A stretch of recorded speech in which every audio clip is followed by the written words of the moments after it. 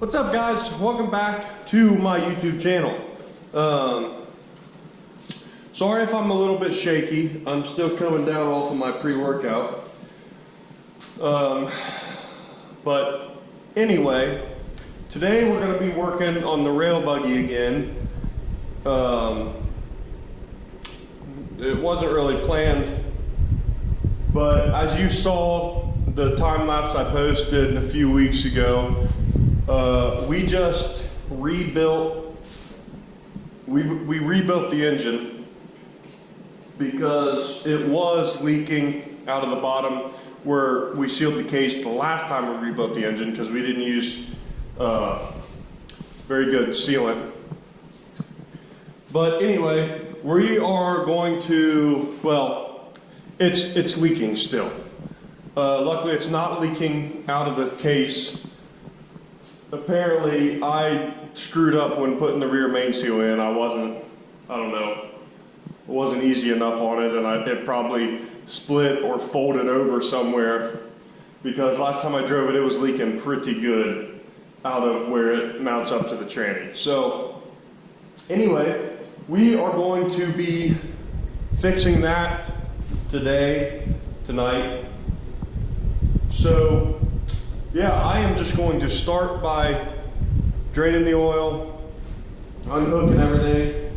The exhaust is going to suck because I heat wrapped it and didn't have much room for the bolts, and for some reason I just impacted them on there, and I think cross-threaded 1 or 2 or 3 of them. But anyway, I'm going to start by draining the oil. I'm going to take that stinger off and start disconnecting some of the wires and hoses. So yeah, let's go ahead and get into that.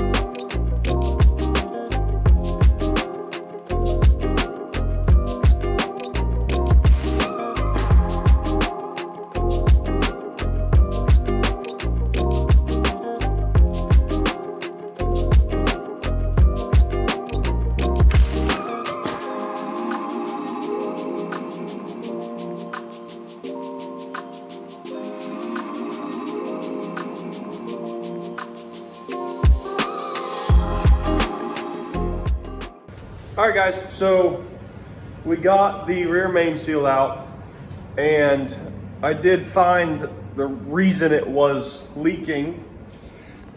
So here it is, and you can see that split in there. So that'll do it. Originally I thought it might have been a bad gasket, but you can see that it like rubbed all the way around right there. So I'm thinking I might just not have had it pushed in all the way. I think this lip might have been sticking out a little bit. And I did already put the new one in right here. And I'm thinking that I didn't push it in as far as it can go. I think it was sticking out a little past this lip. So, anyway, to put this back in, you just kind of push it in there, and then I actually took a ratchet extension and a hammer and kind of tapped it in all the way around till it stopped going in, basically. So I took this, something with like a flat, smooth edge so you don't do any damage, and just tapped it in all the way around till it stopped moving. Because those gaskets are pretty stiff, and I mean, they take a little bit of force to get in there. All right, so now that's all there is to the rear main seal. So we're gonna go ahead and get the engine back in the rail buggy. So first I am going to try to get the engine on the jack by myself, jack it up to the back of the transmission, and it's only 4 bolts to the transmission, put those in.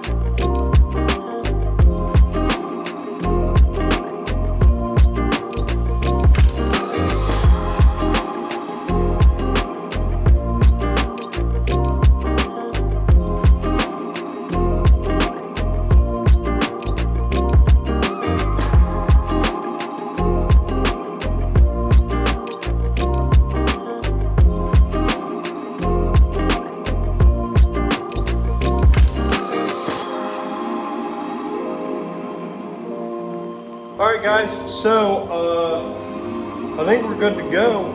The only thing we have to do next is throw oil in it, and I don't feel like going and getting oil right now, so I will do that tomorrow, and then we will go ahead and start it up, make sure everything's good.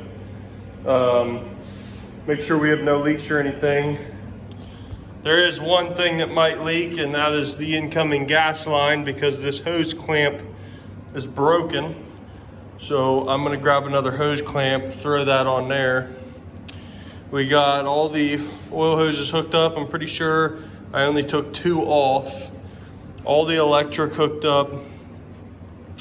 For anybody that's wondering, it is your if you have an electronic ignition, your electronic ignition comes up to the bottom of the coil, and then your 2 incoming wires from up front go to the top of the coil. And then you've got your wire to your, this is an alternator, not a generator. So you got your wire going to the alternator, and then you got your black ground going there. So I'll go ahead and throw the battery terminal back on. But yeah, I think we are good to go. I don't know if I'm gonna record a startup to this or not. If not, then this is the end of the video. But I mean, everything should be good. The only thing I want to check for is leaks. It'll start back up because we didn't do anything internal. But yeah, so that's it, guys. I hope you enjoyed that. Hopefully you learned something if you were needing to put a rear main seal in your rail buggy or Volkswagen. I know it's a little different for a Volkswagen because you don't have all that room. But these are some of the funnest, easiest engines to learn on. It's pretty much what it is what I started with. So yeah, I hope you guys enjoyed that. I'm gonna try to be posting more often now, so stay tuned for what's next. Probably more on the Subaru. And yeah, so